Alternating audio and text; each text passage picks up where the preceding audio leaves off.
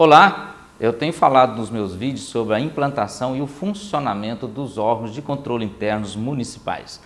Nesse vídeo eu quero abordar a fiscalização externa e a sua colaboração no funcionamento dos órgãos de controle interno nos municípios brasileiros. A fiscalização externa no município tem como titular a Câmara de Vereadores, que é auxiliada pelo Tribunal de Contas e pelo Ministério Público. Embora o texto constitucional mencione que o sistema de controle interno do município é órgão de apoio, a fiscalização externa não está nem aí para a atuação do controle interno, que em alguns municípios possuem uma estrutura péssima e são exercidos por servidores sem nenhum tipo de capacitação. Mesmo o inciso 4 do artigo 74 da Constituição Federal mencionar que cabe ao controle interno apoiar o controle externo no exercício de sua missão institucional, nem as câmaras municipais e nem os tribunais de contas não fazem valer essa norma e não comunicam com o controle interno para exercerem suas funções de fiscalização.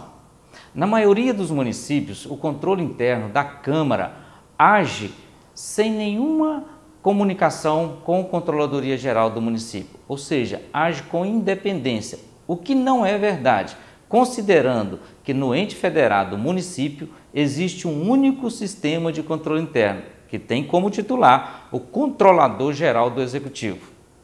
Os tribunais de contas não contribuem para a eficácia da atuação do controle interno nos municípios. As Cortes de Contas ignoram a atuação do órgão geral de controle interno do município e não verifica a sua efetiva atuação.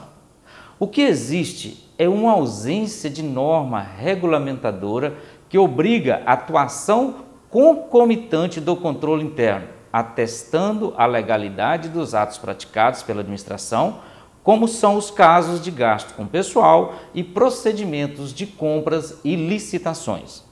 Em muitos casos, os gestores e juristas questionam a manifestação formal dos agentes de controle interno nos processos de compras e licitações. Isso ocorre por falta de conhecimento, especialmente dos agentes que atuam nas comissões permanentes de licitações e os pregoeiros, por entenderem que são autônomos em suas ações. A atuação do órgão de controle interno no processo é a garantia que os atos praticados pelos agentes públicos foram devidamente atestados pelos órgãos fiscalizador interno, mas, na maioria, rejeitam a auditoria interna. O órgão de controle interno tem a responsabilidade constitucional de atestar a legalidade dos atos e normatizar o rito processual das compras e licitações, conforme previsto nos seus artigos 115 e 118 da Lei de Licitações. Embora exista previsão legal, as licitações ocorrem na maioria dos municípios sem nenhum rito processual pré-definido e sem a participação do órgão de controle interno atestando a legalidade e a legitimidade dos autos. Como não há possibilidade dos tribunais de contas estarem presentes em todas as sessões das licitações municipais, deveria esse órgão exigir da Controladoria Geral que participasse durante o certame, ou seja, estivesse presente durante a disputa. Assim, garantiria a legalidade, a legitimidade, a economicidade e a celeridade dos processos. Assim, o órgão de controle interno poderia informar a fiscalização externa quantos e quais os processos foram auditados. A Lei de Licitações dispõe sobre essa necessidade de atuação do órgão de controle interno, inclusive de forma bem mais rigorosa do que parece.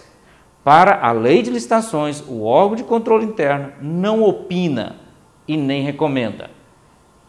Ele atesta a legalidade do ato ou determina a alteração até ser considerado ato legal.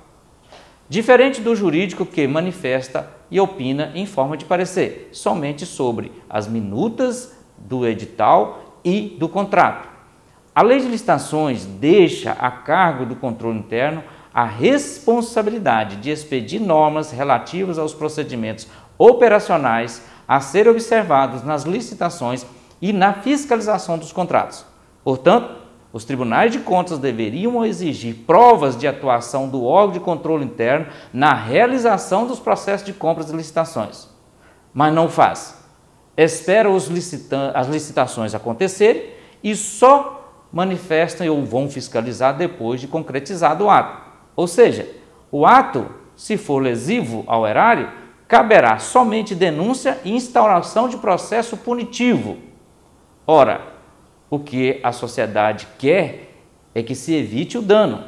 Parece incoerente com a atuação de fiscalização, esperar o ato acontecer para depois atestar sua legalidade. Os tribunais de contas estão se tornando coniventes com a má atuação do órgão de controle interno, quando aceita, juntamente com as prestações de contas anuais, relatórios e pareceres de controle interno elaborados por assessorias externas ou empresas de software. Não demonstram o cumprimento de metas e tampouco a eficácia e a eficiência orçamentária, financeira e patrimonial. Na maioria dos municípios brasileiros, até 20 mil habitantes, a arrecadação de IPTU, por exemplo, não é suficiente para pagar nem mesmo o subsídio dos seus vereadores. É uma farra, pois tem município que nem cobra o mencionado imposto. Outros não executam os direitos tributários a cada ano, têm seus valores prescritos, configuram renúncia de receitas sem nenhuma punição.